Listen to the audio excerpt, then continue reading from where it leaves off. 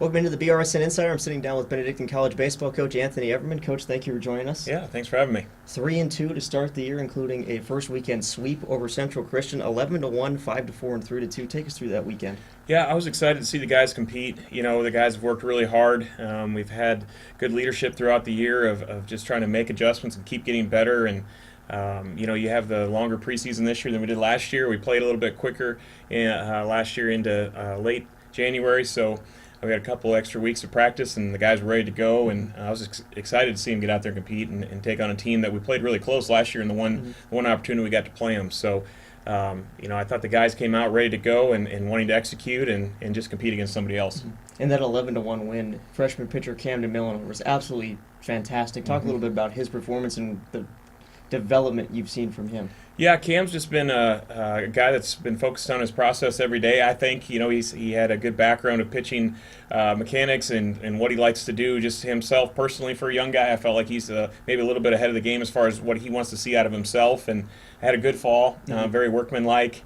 Early spring, same thing. Executed a lot of good pitches in our preseason scrimmages, and you know, obviously we saw on last Friday he did a very good job of that in competition as well. You know, throwing a one-hit, 6-inning, you know, outing your first time out is hard to beat. I mean, it's, so I was really proud of him. I'm proud of the guys playing behind him, and I thought the offense gave him a little bit of a chance to take a deep breath and give him a little cushion to work with, and just a phenomenal outing.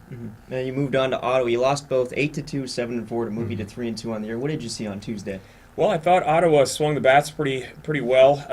You know, I think we gave them a lot of ammunition to work with. You know, we hit a bunch of guys, walked a few, but we hit more than we walked. So you give teams extra opportunities to score.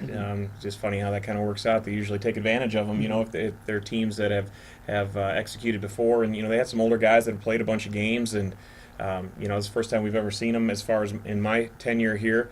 And I thought they took advantage of them pretty well. Offensively, I thought we got away from what we are known for and what we did the weekend before. And I thought we gave away some opportunities to score by not driving guys in when we had them on base. We had a good number of guys on base, and I think we had 17 hits in the doubleheader, and you know didn't score enough. So. What are some adjustments that you need to make moving into this next weekend? Yeah, I think we need to get back offensively to who we are, and you know what has brought us success in the past and what we're trying to build for the future. And we need to take advantage of things that are given to us that we want at the plate. You know, on the mound, you know, I just think if we execute a couple pitches differently, I think Aaron Warnicki's outing goes a little bit different if he limits the freebies. You know, same thing with, you know, some of the relief guys in the second game when we were still in the game, tight ball game, and then we hit a guy and then they drive him in and kind of that takes the lead back out a couple more runs. It makes a big difference in a short, you know, 7-inning game like that. So I think we do a better job executing on both sides, playing a little bit cleaner defense. I think I like our chances. Your first full year. Now talk about how it's come full circle and your experiences in your first year. Yeah, you know, it's been a learning process for everybody. You know, not the returning players not knowing me coming in and recruiting, you know, 20-plus guys in this class to give us some depth and give us some opportunities to cover injuries that we didn't have last year. You know, at times we had 11 healthy position players and we had 6 guys that were primarily throwing the innings for us. So I like where we're at now, where we have some depth and we have some different pieces we can move around and give ourselves some different options. And, you know, the guys have worked really, really hard, and I think our older guys have kind of led the way with that. And it is still different, and there is still some more growing pains still, even, you know, for our staff included. And but our older guys have led the way for sure, and just kind of showing the younger guys, hey, this is what we learned from last year. This is what the staff wants. This is what we want, and just trying to take the program to different places and keep moving forward and keep getting better. Combination of about half returning guys, half new guys. Talk a little bit about the recruiting process and how you've managed to fill the holes of the guys that did end up leaving and graduating. Yeah, you know, Coach Beeman did a great job of recruiting a lot of talent and a lot of good people, and I truly believe that you win with good people, and you need talent, obviously, but we had a lot of good pieces coming back, and a lot of guys that contributed a lot last year to a season that, you know, was a 20-win season, first time since 2009, and like you said, it's about half and half of those contributors were returners from Coach Beeman's tenure here. So we just try to fill in where we felt like we were a little deficient with the depth and create more competition every day in practice, and I think we've done that, and thus you see more guys getting opportunities here in the games to kind of push each other, but also push to raise the level of, you know, what our expectations expectations are to execute on our end. And I think that's the big step we need to take now is, okay, we have more depth, we have more pieces, now let's continue to execute to make the whole program better. We're all accustomed to hearing Matthew Jarecki and Jacob Kermer. Talk a little bit about some of the new guys that made a splash this weekend, including Michael Slayton, Bryson Lynn, and Rocky DeSantis. Yeah, those are 3 guys on the offensive side of the ball that really had, the first 5 games been good for them. Bryson's been a guy that just seems to get on base every time, battling at bats, very much like Kermer does as an older guy, fouling pitches off and getting more opportunity. Michael and Rocky hitting in the middle of the order. It's not easy to do regardless of how old you are or where you come from to step in the middle of the lineup and produce. So those guys have definitely been encouraging and fun to watch play. But also, on the pitching side, you have Cam and Chase Miller's throwing pretty well, and Alex Garcia's throwing well for being a new guy. Connor Leach, who's going to earn a start this weekend. So it's been encouraging to see a lot of new guys step in and be welcomed by the older guys and really gel as a team and wanting to work towards the same goal. So now this weekend, a 4-game set against Morningside, receiving votes in the top 25. Talk about your expectations for this weekend. Well, Morningside's a very good program. When we had the opportunity to schedule them, I felt like it was a good measuring stick for us. Not that everybody isn't, but it's all about executing on our end. But they're going to be a very good team to play and kind of see where we're at and just continue to challenge ourselves in the preseason before we get into Heart of America play. But I believe it's their opener, and they're going to be excited to go. And being from Iowa, I know how that is. You're tired of practicing inside. You're ready to get outside and compete. So we're expecting a good series, a good challenging series, and again, it's all about what we can do to dictate our own success and execute at what we want to do. So. Perfect. Thanks, Coach. Thanks, Casey. Appreciate it. Anthony Everman, Benedictine College head baseball coach on the BRSN Insider.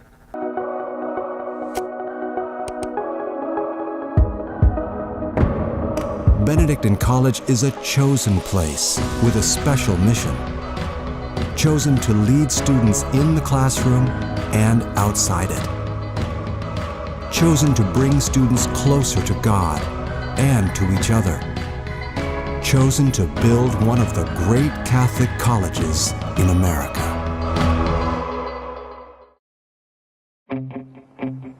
There's a call to be answered. The spirit of competition is still alive inside. The desire still drives. The phrase student athlete has a great ring to it. Lasting friendships are ready to be made. You just want to keep playing. Game on. Build character for life at championsofcharacter.org. Welcome back to the BRSN Insider. I'm sitting down with Benedictine College wrestling coach Thomas Williams. Coach, thank you for joining us. Thanks for having me again. Last week, you wrestled Bethany on February 7th. Take us through that match. It was, we've wrestled Bethany last duel of the year every single year since I've been here. It was a pretty good duel for us overall. I wish, a few matches we could have won that we didn't, that were kind of close. But overall, we ended up winning the duel. Got to put in Kevin Kelly into our lineup at 41, and he ended up getting a pin for us. So it was good to get him in the dual lineup before regionals. And he came in second semester, so it's one of the few times he's actually wrestled for us so far. How is it different to have a second semester transfer just to kind of throw into the mix, or how does it work for you? This is the first time I've ever had it. Okay. So it is a little different, and especially he's the same weight as Dylan Scanlon. So, we have 2 pretty tough guys at that weight. But yeah, it's definitely a new experience for me. You guys moving into the regional qualifier on February 18th. Talk a little bit about that and the wrestlers that are going to go. Yeah, so leading up to it this week, we've been kind of tapering back, trying to get our guys' bodies to heal a little bit. Looking forward to the competition. We have Michael Cuthbertson wrestling at 133. At 141, we have Dylan Scanlon and Kevin Kelly wrestling. 149, we have Alex Gomez and Alec Mitchell wrestling. 157, we have Tyler Mann, and actually we have another previous 41-pounder I had, Sam Denning. Okay. He's bumping up to 157 to wrestle in our regional at that. 165, Anthony Orozco. 74, we have Josh Romero wrestling, and 197, we have Ethan Vistro, who's a freshman, and Ron Broyles wrestling at heavyweight. What are your expectations for this regional qualifier?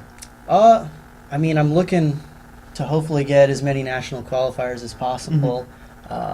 Really, for a lot of the guys, I'm looking for each in every match, our guys staying in good position the whole time, and being aggressive, not being scared or nervous that it is a regional tournament to get to nationals. I've not really been talking about the importance of this tournament too much because I don't want our guys to kind of freeze out there. So we've been pretty loose this whole week. But yeah, I'm looking to have the guys just trying to score points the whole time. How many guys do you think you could get to a national championship, and who could be maybe the one or two that could actually make a run at a possible national championship? So Dylan and Anthony Orozco, they're both ranked in the top 10 right now. Dylan's, I believe, ranked 10th at 141. Anthony's ranked 7th at 165. Both of them have, they have really good chances to qualify because they're ranked really high. But also, in the tournament, both of them, depending on the draw, both of them can beat anyone in the country. Also we have Alex Gomez, Kevin Kelly, Tyler Mann. They're all right in the hunt as well. Alec Mitchell, now that he's dropped to 149, has actually been wrestling really well too. And Josh Romero, he's been our backup 65-pounder and bumping up to 74. He's actually the number 3 ranked guy in our region. He actually beat this year at 74. So, he's in the hunt too. So we've got 2 guys that realistically, things go right, they should make it and have a really good chance to make a good run at nationals. And then we've got a lot of other guys in the hunt. If they have a good tournament, they should qualify. You guys have wrestled teams like Grandview and Baker. How beneficial is it for your wrestlers to wrestle some of the tougher competition before they get into a big setting like the regional qualifier and the national championship? Oh, it's huge for them. When we wrestled Grandview, it was kind of an eye-opening experience for them. Obviously, the duel didn't go, on paper, did not look like the best duel ever, but our guys kind of saw, it's not impossible to score on them. They were scoring points. A lot of guys were close to beating some of their guys, so that was big for us. And first semester we went to open tournaments that had D1 teams like the Lindenwood tournament, Oklahoma State, and Mizzou and West Virginia all sent pretty tough starters. So we've been exposed to guys even better than the top NAI guys earlier in the year. Talk a little bit about your off season. As you just mentioned, you went and wrestled at some open tournaments. What else do you guys do in the off season to get ready for your season? Off season, right after season, I give them a little 2-week break, and then, we're working, doing a lot of weight training. I have a lot of our guys going to camps and clinics with me, and I'll have kids come in and work out over the summer, things like that. Preseason, we're in doing 2-a-days and stuff like that. So, but yeah, after season, I try to have it kind of relaxed, but everyone's in working on technique, getting better, getting stronger. So I try not to have it, too much pressure, really work on technique, and we're not going live too much because you're not trying to be in condition for nationals in May when nationals is the next March. So. Right. Awesome. Coach, thank you very much. Thanks a lot. Appreciate it. Again, February 18th, the regional qualifier. Thomas Williams, head wrestling coach here at Benedictine College on the BRSN Insider.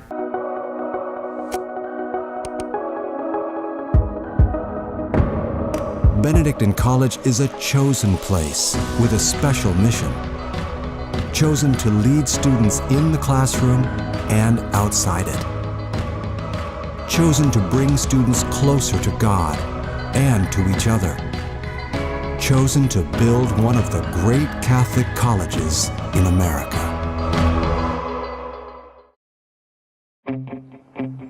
There's a call to be answered. The spirit of competition is still alive inside. The desire still drives.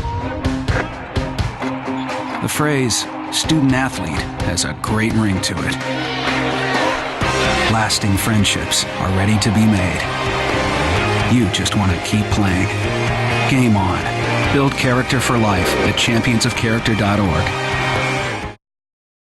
Welcome back to the BRSN Insider. I'm sitting down with head track and field coach Henry Brun. Coach, thank you for joining us. Thank you for having me again. 21 all-conference selections. A pretty big number. Talk a little bit about that. For how young our team is, I was pleasantly surprised on how well we did.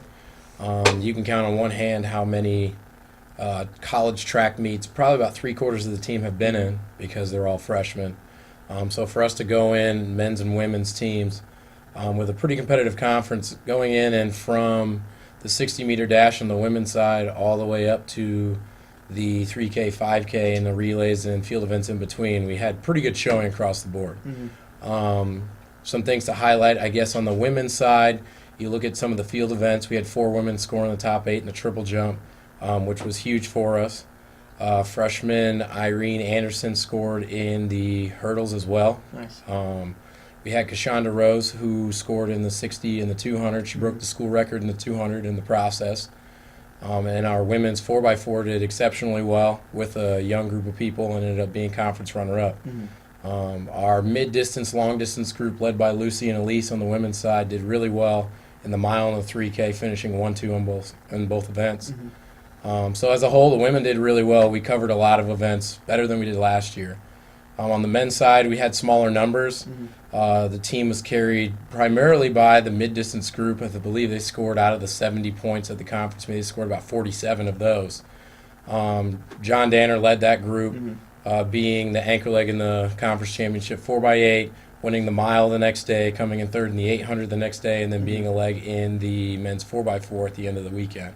So he had a pretty loaded weekend. We had some good performances, particularly freshman Jeremiah Keneally. He went into the heptathlon, finished 4th. He was an all-conference performer in the heptathlon as a freshman, hit the national qualifying mark in that. He also came back and scored in the high jump afterward and red and leg in the men's 4x4, so he had a pretty busy weekend as well. We scored in the shot put, which is something that we haven't done in a number of years, so we're developing the throws program, which is great.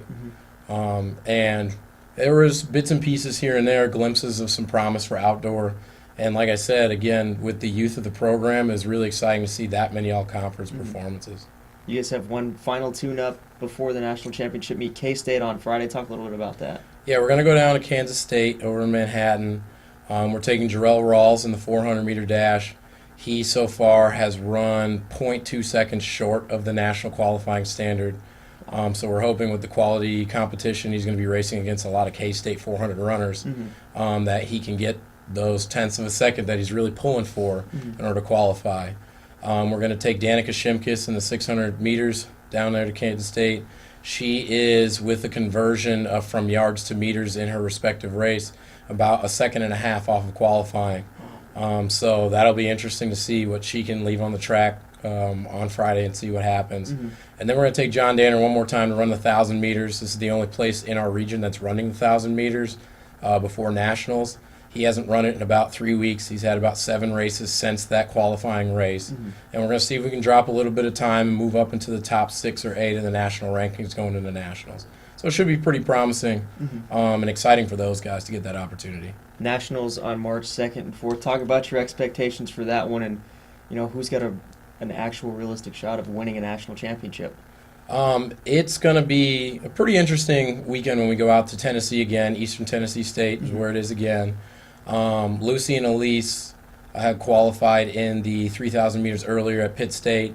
They hit the A standard. There's a number of people who have hit the H standard in the 3,000 meters. They'll have to drop a decent chunk of time in order to make the final. They take top 12 to the final, and top 8 are All-American. So they're training diligently now for the next couple of weeks in order to drop some time there. We could see some personal best for sure, and they might have a shot, one or two, both of them might even get into the final there and have an opportunity to score. Meredith Pickert at the conference meet this past weekend qualified in the 3,000 meter race walk. She had a personal best of 23 seconds and broke the school record. She went 23 seconds faster than she did at indoor nationals last year, in which she placed 13th. In order for her to make the top 8 at nationals and be an All-American, she'll probably have to drop about 30 to 40 seconds, which she's changing her training regimen up a little bit to gear up for nationals. And with John Danner, qualified in 1,000 earlier this season, At conference championships, he won the mile. He was 0.99 seconds from qualifying for the mile, even with winning the mile by about 3 seconds in the conference meet. So we're going to go and just focus on the 1,000 and not worry about trying to qualify in any other event. And right now he's at about, his qualifying time was 2 minutes 32 seconds, which puts him around 11th or 12th in the country. There's only 2 people in the NAIA right now who've gone under 2 minutes and 30 seconds, and that's actually our goal for this week. So if he can go 2:30 or faster, it puts him in the position that we're sitting in the top 3 going into nationals, and he has a legitimate shot of winning a national title. With Jarrell, if he can qualify, for him, there's going to have to be a considerable drop to make the final, but it's a great opportunity as a sophomore for him to get that opportunity. And for Danica, with the 600-meter run, if she qualifies, it's going to be an interesting race because you never really know who's going to actually declare for the 600 and what the field really looks like. But anyone who shows up to the national championships is going to have an opportunity to make that podium. I think out of our qualifiers or potential qualifiers, I think John Danner has the best opportunity to do something really special for the men's program, which is really exciting to see. How difficult is it in a handful of a couple days to run back-to-back like that, back-to-back days and in the same event? It's pretty difficult. One thing that we worked with John earlier this season, when he qualified for the 1,000 at KU, I actually entered him in the mile at Pitt State, which was less than 24 hours later. So he ran the qualifying time in the 1,000. We went back home, practiced, went to sleep, got on the bus, drove to Pitt State, and he ran the mile at about 10 a.m. the next morning, and he was only a second and a half off of qualifying for the mile. So those 2 races within 24 hours kind of indicated to me that I know he's got it in the tank, that if we, realistically, if you want to make the podium in an event, you have to run your personal best and then run your personal best again 20 hours later, if not sooner. So it's throughout the course of the season, it's really setting up scenarios so that athletes who are preparing for nationals can really have that simulation. Something similar to what we did with Will Wallace last spring in the 400 hurdles when we went to the KU relays. And it worked out well for him, as we saw last spring, him being an All-American in the 400 hurdles. What's preparation like moving into this national championship? It's not so much general preparation. I mean, you go out to practices typically throughout the season. You'll see that we do varying workouts just to kind of get into shape and get the turnover going and different things like that. With someone like Lucy or Elise or John, it's more or less knowing, okay, we're running on a 260-meter track. How many laps is that? What's your split per lap? And we're training specifically for 2 races, 24 hours, giving your best and understanding where you are spatially on a track you've never run on. Or if you have run on it, it's usually once a year. So it's changing some workouts up a little bit in order to make sure that they're mentally ready, more so than physically ready, because we did the bulk of the work throughout the entire season so far. So it's kind of getting those things figured out. Fantastic. Coach, thank you very much. Best of luck to you on Friday. Thank you. I appreciate it. Appreciate it. Henry Brun, head track and field coach here at Benedictine College on the BRSN Insider.